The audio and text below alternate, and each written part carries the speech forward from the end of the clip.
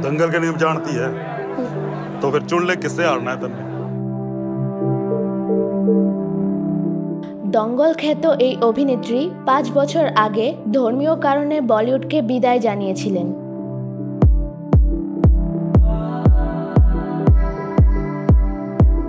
তখন তিনি জানিয়েছিলেন তার ধর্মীয় বিশ্বাসের সঙ্গে অভিনয় জীবনের সংঘাত তৈরি হয়েছে, তাই তিনি গ্ল্যামার জগৎ থেকে সরে যাচ্ছেন। সেই সিদ্ধান্তের পর থেকেই ধীরে ধীরে আড়ালে চলে যান জাইরা। 2 বছর আগে সামাজিক যোগাযোগ মাধ্যম থেকেও সম্পূর্ণভাবে নিজেকে সরিয়ে নেন তিনি।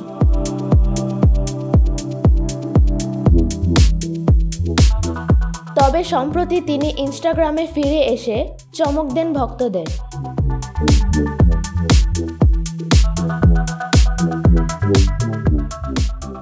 দীর্ঘ নীরবতা ভেঙে নিজের বিয়ের খবর জানিয়ে পোস্ট করেন 2টি ছবি, যা মুহূর্তেই ভাইরাল হয়ে যায়। প্রথম ছবিতে দেখা যায় জাইরা কাবিননামায় স্বাক্ষর করছেন, হাতে মেহেদি ও পান্নার আংটি, যা তার সাজকে দিয়েছে অনন্য শোভা। দ্বিতীয় ছবিতে নবদম্পতিকে দেখা যায় চাঁদের আলোয় ভরা রাতের আকাশের নিচে পেছনে ফিরে দাঁড়িয়ে থাকতে। গাঢ় লাল দোপাট্টায় সোনালি সূচিকর্মে সজ্জিত জাইরা, আর বর পরেছেন ক্রিম রঙের শেরওয়ানি।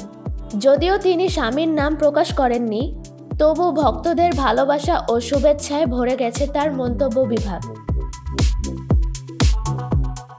उसने मना को दिया बोला तो मैं तो चुप रही, लेकिन उसने बबीता को कमी नहीं कह दिया। মাত্র 16 বছর বয়সে আমির খানের ব্লকবাস্টার দঙ্গলে অভিনয়ের মাধ্যমে বলিউডে অভিষেক ঘটে জাইরার। কুস্তিগির গীতা ফগাটের ছোটবেলার চরিত্রে তার অভিনয় মুগ্ধ করেছিল সবাইকে। गिटार की कोई जरूरत ही नहीं है। कोई तो बता दे। পরবর্তীতে সিক্রেট সুপারস্টার ও দ্য স্কাই ইজ পিঙ্কে অসাধারণ পারফরমেন্সের মাধ্যমে নিজের প্রতিভা প্রমাণ করেন। 2019 সালে মুক্তিপ্রাপ্ত দ্য স্কাই ইজ পিঙ্কই ছিল তার শেষ চলচ্চিত্র। मतलब मैं मरने वाली हूँ। এখন আলোচনার কেন্দ্রবিন্দুতে আবারও জাইরা, তবে অভিনেত্রী হিসেবে নয়, এক নববধূ হিসেবে। ভক্তরা জানাচ্ছেন শুভকামনা, নতুন জীবনে শান্তি ও সাফল্যের কামনা করছেন সবাই। ধর্ম, বিশ্বাস ও ব্যক্তিগত সুখের ভারসাম্যে নতুন পথে যাত্রা শুরু করলেন এই একসময়ের প্রতিভাবান তারকা।